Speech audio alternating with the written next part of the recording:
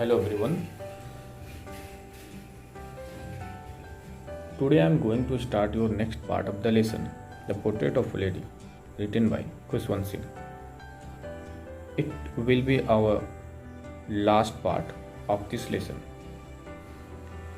And at the same time, I suggest you, if you haven't watched the previous videos of this lesson, just go and watch, because you will not get anything meaningful if you will watch this part of this lesson. Okay, so let us begin. As the years rolled by, we saw less of each other. For some time, she continued to wake me up and get me ready for school.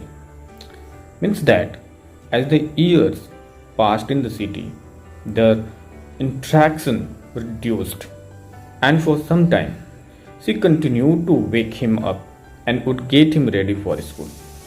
When I came back, she would ask me what the teacher had taught me. I would tell her English words and little things of Western science and learning, the law of gravity, Archimedes' principle, the world being round. So when our narrator just returned at home from the school, the grandmother always would ask him what has been taught in the school. And the narrator tells her that he has been taught English words and a little things related to Western science and learning, and about the law of gravity, Archimedes' principle, and is that the world is round. So the scientific terminology and English words made her unhappy. This made her unhappy. She could not help me with my lessons. She didn't believe in the things they taught at the English school and was distressed that there was no teaching about God and the scriptures. So the scientific terminology and English words made her unhappy.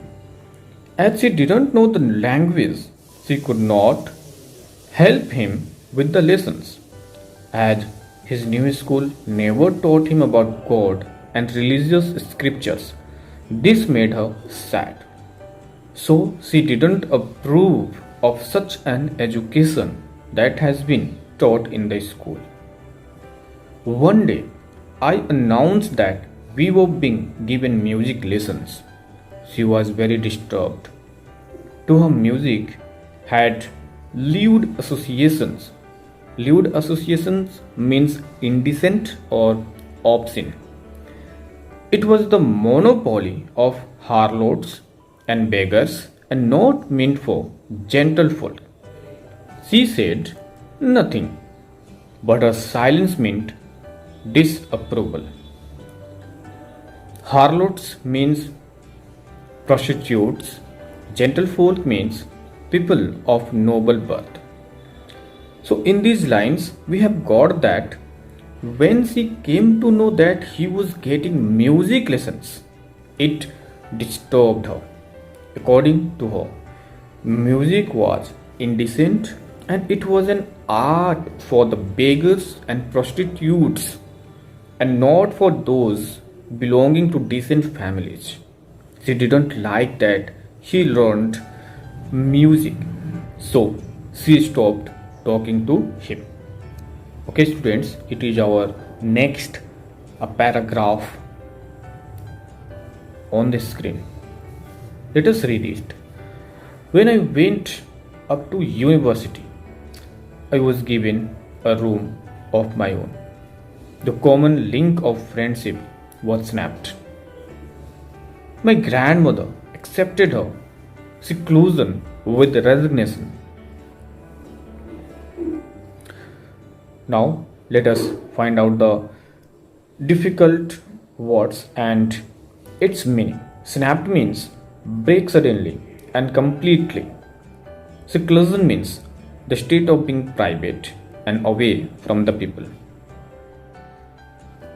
When I went up to university, I was given a room of my own. So, as the author went to university, he had a room of his own. The common link of friendship was snapped. Means that the common link of his friendship with his grandmother that they had when they shared the same room in the village was changed completely now, and thus his friendship with her ended. My grandmother accepted her seclusion with resignation. Means that she became more private and spent her whole day spinning wheel. She rarely left her spinning wheel to talk to anyone. She never left her spinning wheel and she never tried to talk with anyone. She just found herself to be alone in the home. From sunrise to sunset, she sat by her wheel spinning and reciting prayers. So, she would sit and silently recite her prayers from sunrise to sunset. Only in the afternoon, she relaxed for a while to feed the sparrows. So, it was only in the afternoon that she used to feed sparrows in the veranda. While she sat in the veranda, breaking the bread into little bits, hundreds of little birds collected round her, creating a veritable bedlam of chirpings. Bedlam means confusion. Chirping means the noise of a small bird. So what happens in these lines?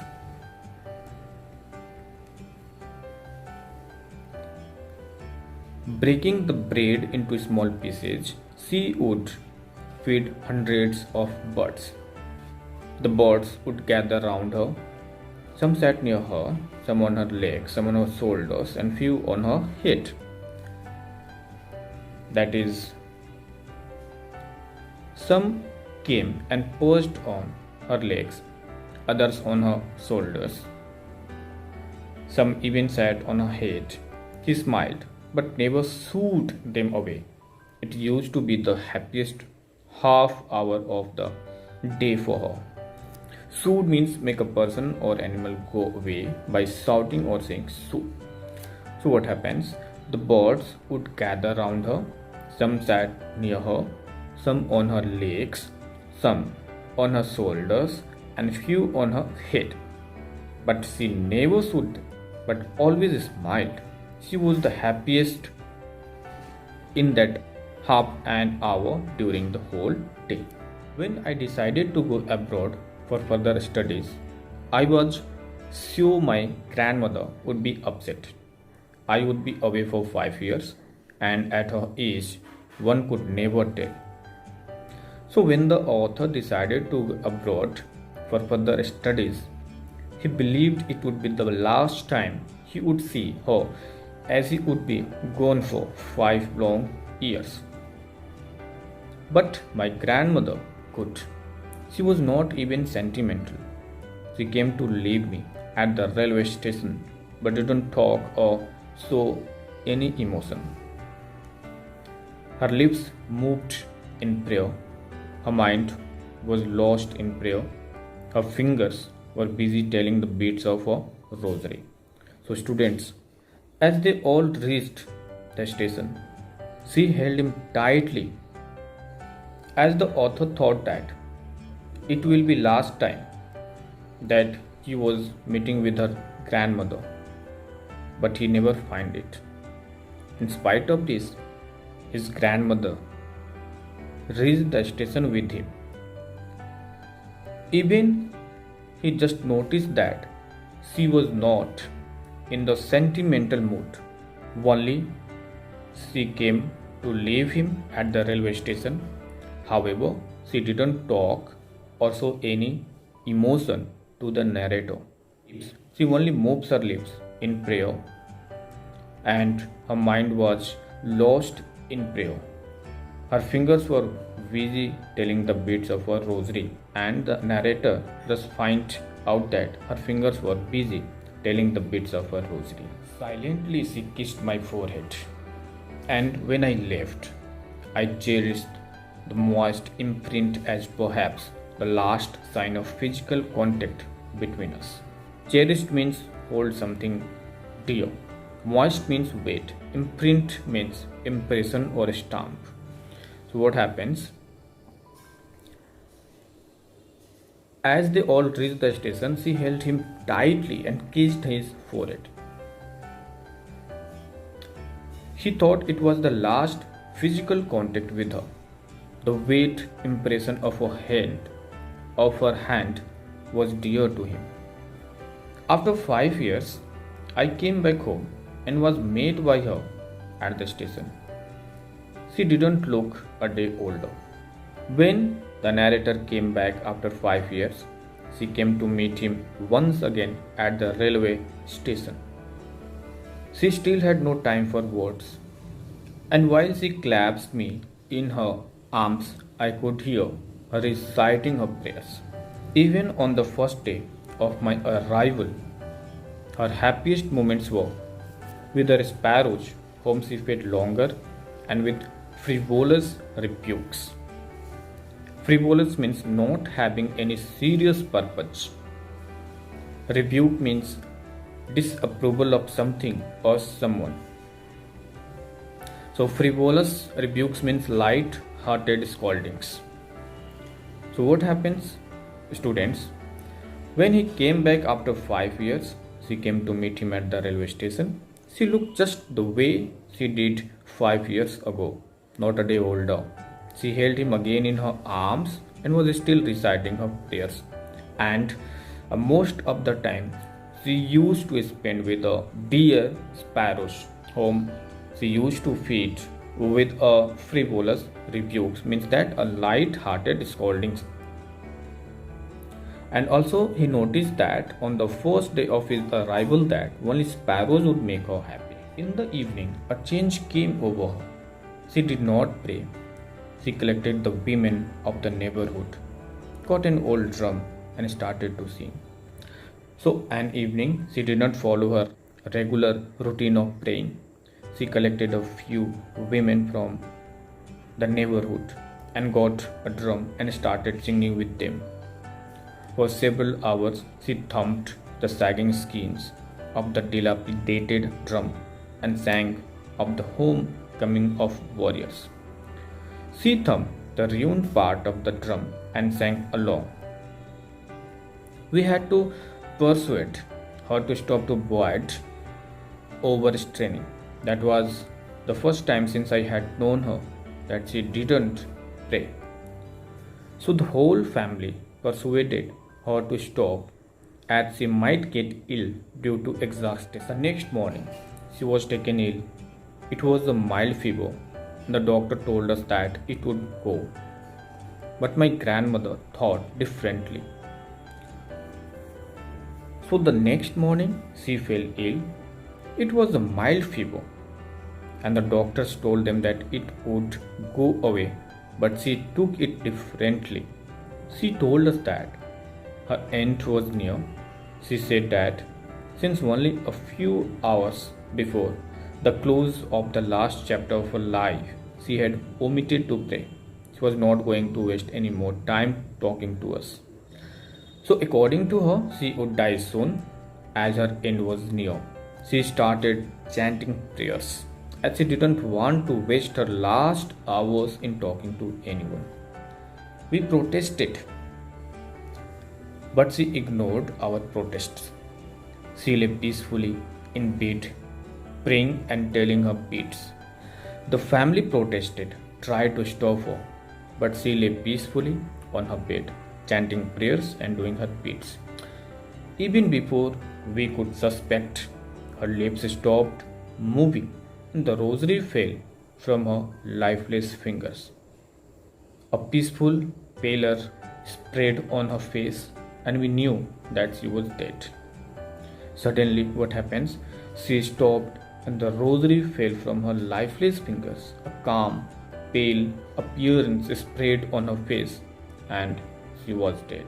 We lifted her off the bed and, as is customary, laid her on the ground and covered her with the red shroud. After a few hours of mourning, we left her alone to make arrangements for her funeral. So the family lifted her from the bed, laid her on the ground, and wrapped her with the red colored cloth. And after a few hours of mourning, all the family left her alone to make some arrangements for her funeral. In the evening, we went to her room with a crude stretcher to take her to be cremated. The sun was setting and had lit our room and veranda with a blaze of golden light. We stopped halfway in the courtyard. So, it was an evening time. They all went to her room with a crude stretcher to take her to be cremated. And now, as it was evening time, so the sun was setting, and its rays were reaching to her room and veranda with a blaze of golden light. It was just appearing that it was a golden light all over the veranda and in her room, right up to where she lay dead and still wrapped in the red shroud. Thousands of sparrows sat scattered on the floor. So thousands of sparrows sat silently near her. There was no chirpings. We felt sorry for the birds, and my mother fetched some bread for them. Now there was no chirping. The birds were not chirping anymore. They were also mourning on the death of the grandmother. The family of the house felt sorry for the birds, and the mother of the narrator fetched some bread crumbs for them. She broke it into little crumbs, the way my grandmother used to, and threw it to them. So her mother breaks the bread crumbs in little pieces as her grandmother used to do, and threw it to them so that they could feed. The sparrows took no notice of the bread. When we carried my grandmother's corpse off, they flew away quietly. Next morning, the sweeper swept the breadcrumbs into the dustbin. So, the sparrows took no notice of the bread. And when they all carried the grandmother's dead body to outside to be cremated, they flew away very quietly. And in the next morning, the sweeper swept the breadcrumbs into the dustbins, means that the sweeper removed the crumbs the next morning. The birds were so sensitive, you may noticed. They didn't want to eat bread but were mourning the death of the one who had fed them for so many days. So students, we have just completed our last part of this lesson, and I hope that you have enjoyed it, and at the same time you have the whole idea of this chapter. If any doubt, you are welcome in the inbox of my channel. You may raise your inquiry against any doubt. I will be there to help you. Thank you very much.